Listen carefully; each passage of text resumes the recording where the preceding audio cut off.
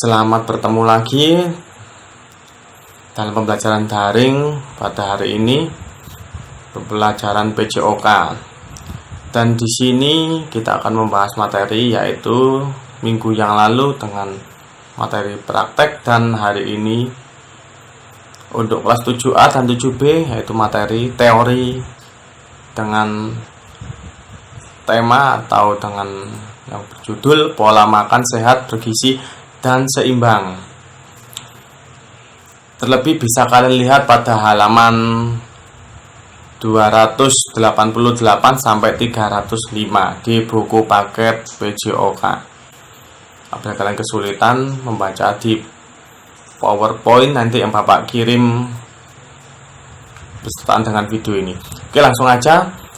Pola makan sehat, bergizi, dan seimbang. Yang pertama, daftar materi ada 6, yaitu yang pertama, apa itu makanan sehat. Yang kedua, apa itu makanan bergizi. Yang ketiga, berbagai jenis olahan makanan. Yang keempat, berbagai penyakit akibat makanan. Yang berikutnya, kelima, prinsip makanan seimbang. Yang keenam atau terakhir, cara mengolah makanan sehat. Langsung saja, yang pertama, apa itu makanan sehat dan bergizi? Apa itu makanan sehat dan bergizi? Yaitu makanan sehat adalah makanan yang bebas bahan berbahaya, mengandung gizi yang bermanfaat bagi tubuh, dan bahan berbahaya misalnya pewarna, pengawet, pemanis buatan. Gizi yang diperlukan penting bagi tubuh mengandung protein, karbohidrat, lemak, vitamin, dan mineral.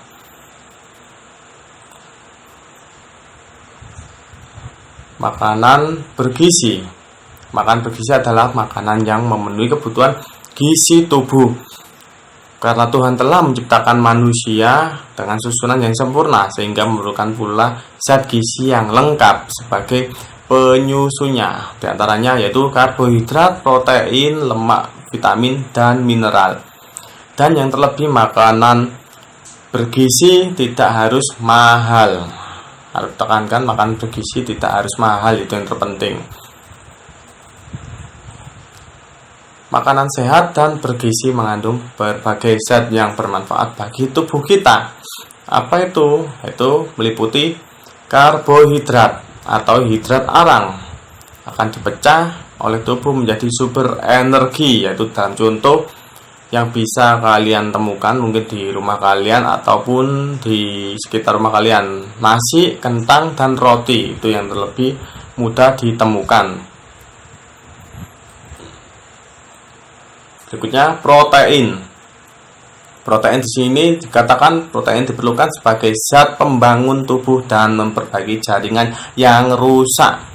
Jadi apa yang bisa kalian dapatkan dalam protein ini yang bisa kalian konsumsi, yaitu berupa tempe, telur, dan daging ayam. Itu yang mudah kalian dapatkan. Mungkin dalam situasi yang seperti ini, tempe, telur, atau daging ayam yang lebih sederhana. Yang berikutnya, lemak. Lemak sebagai cadangan energi dan pelarut vitamin, katakan vitamin A, D, E, dan K. Jadi di sini lemak terbagi vitamin A, D, E, dan K. Yaitu di mana letak lemak tersebut yang bisa kita peroleh di minyak. Minyak apa itu? Macam-macam. Kalian ada minyak bimoli atau Vilma dan sebagainya. Dan yang kedua, dari santan. Bisa kalian ambil minyaknya juga. Santannya itu yang dari kelapa ya. Kelapa apa? Kelapa yang tua juga bisa, kalau yang muda masih belum ada. Berikutnya, vitamin dan mineral. Yaitu apa fungsi vitamin dan mineral? Menjaga daya tahan dan kesehatan tubuh. Terdapat di mana? Yaitu di buah. Macam-macam buahnya, yaitu mengandung vitamin dan mineral. Berikutnya, air. Dalam air jangan lupa untuk mengonsumsi, yaitu per hari 7-8 gelas atau 1 liter lebih 250 ml kurang lebih. Jadi air sangat penting bagi kondisi tubuh kalian dalam situasi juga seperti ini. Mungkin bisa merasakan panas lebih tinggi, yaitu mengonsumsi air paling tidak per hari 1 liter lebih 250 ml atau 7 sampai 8 gelas. Berikutnya serat.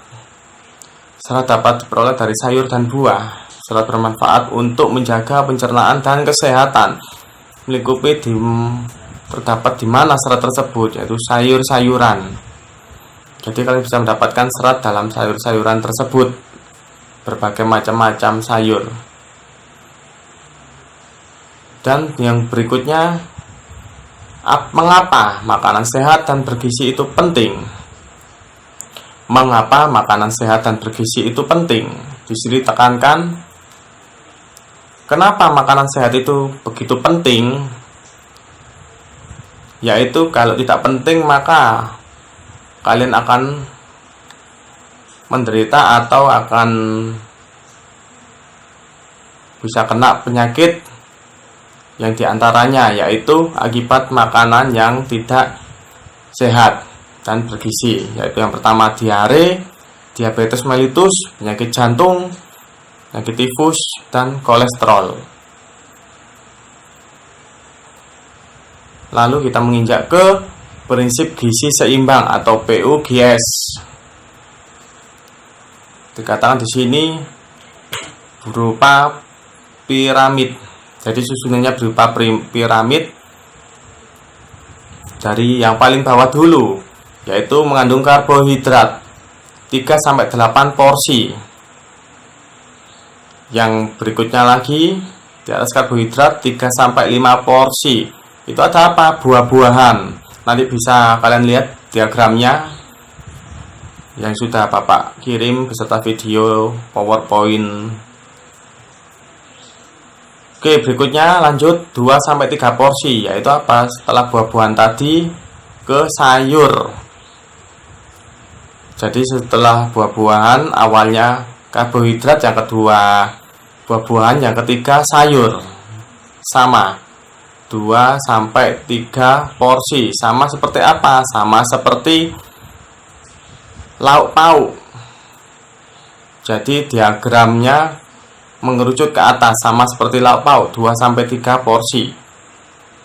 Lauk pauk itu apa? Bisa berupa ikan, tahu, tempe, telur, dan yang paling terakhir yaitu susu atau air.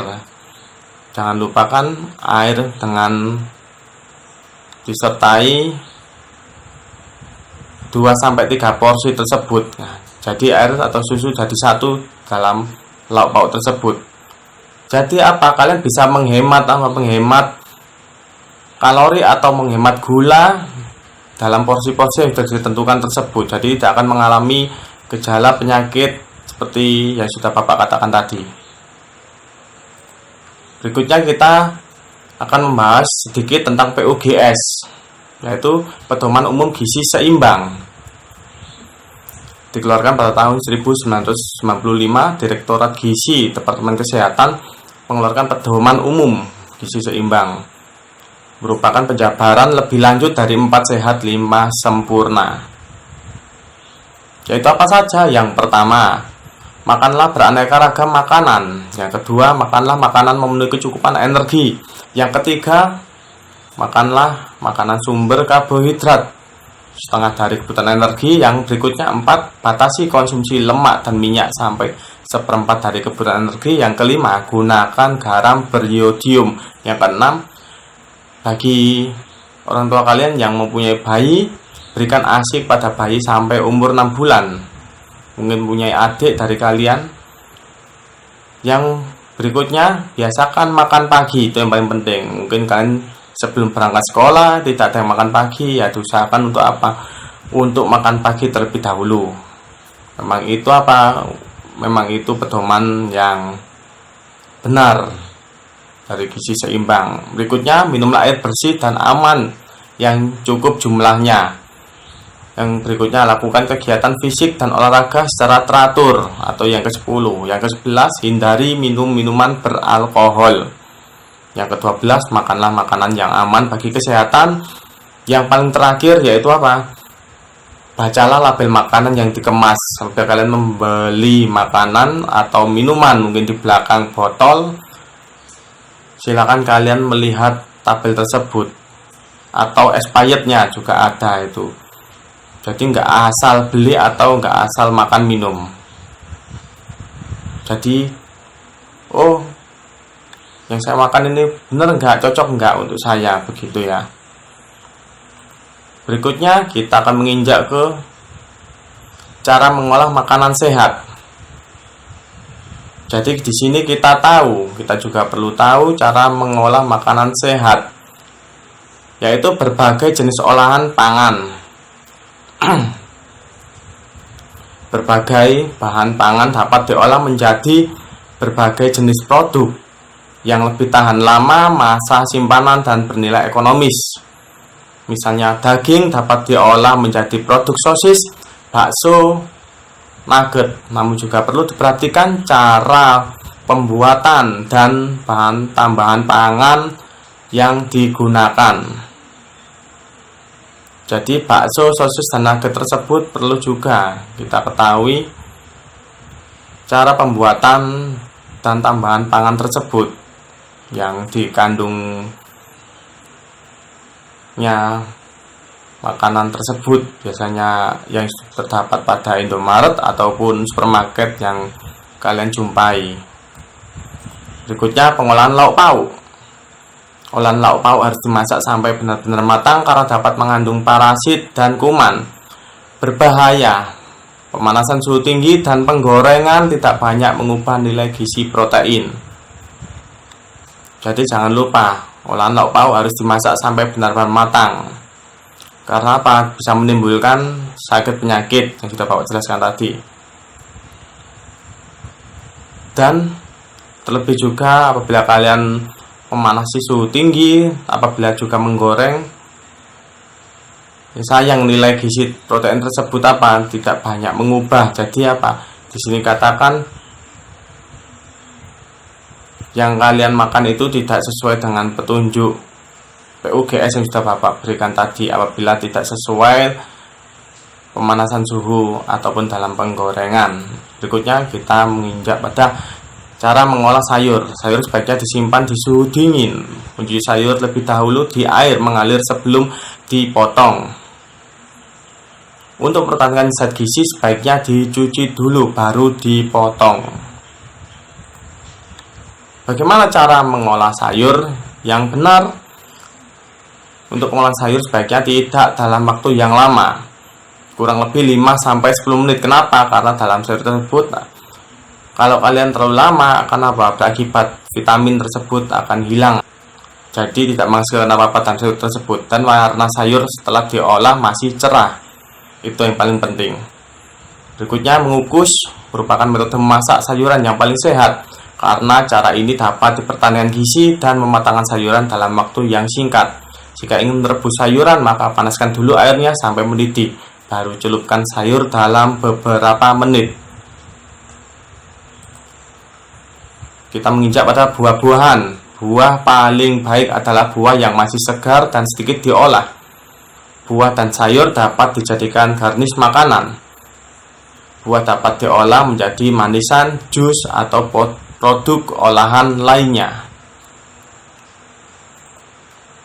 Makanan pokok. Di sini kita akan membahas makanan pokok. Penelitian menemukan bahwa terjadi penurunan yang signifikan terhadap zat-zat gizi tersebut. Kadar protein, pati, gula reduksi apabila nasi disimpan dalam magic jar selama 12 jam sampai 24 jam. Kurang lebih 1-2 hari. Jadi sudah 1-2 hari diharapkan tidak ada yang mengkonsumsi nasi. Karena apa? Zat-zat yang terkandung akan hilang dan sia-sia kalian makan nasi tersebut. Berikutnya kita bahas tentang minuman. Segera habiskan susu dan jus sebelum 2 jam. Penelitian menemukan bahwa susu dan jus yang didiamkan dalam suhu kamar akan bersifat asam dan menjadi media tumbuh kembang kuman dan bakteri. Jadi kurang lebih 2 jam kalian harus segera meminum jus atau susu. Karena apa? Manfaat tersebut hanya bertahan dalam waktu 2 jam. Lebih 2 jam, maka sakit penyakit yang akan datang. Oke, sekian dari Bapak saat ini pembelajaran daring, dan kiranya apa yang sudah Bapak berikan materi dapat kalian terapkan di kehidupan kalian dalam situasi kondisi COVID-19 seperti sekarang ini, dan juga dapat memberi wawasan tentang kesehatan, terlebih untuk keluarga kalian.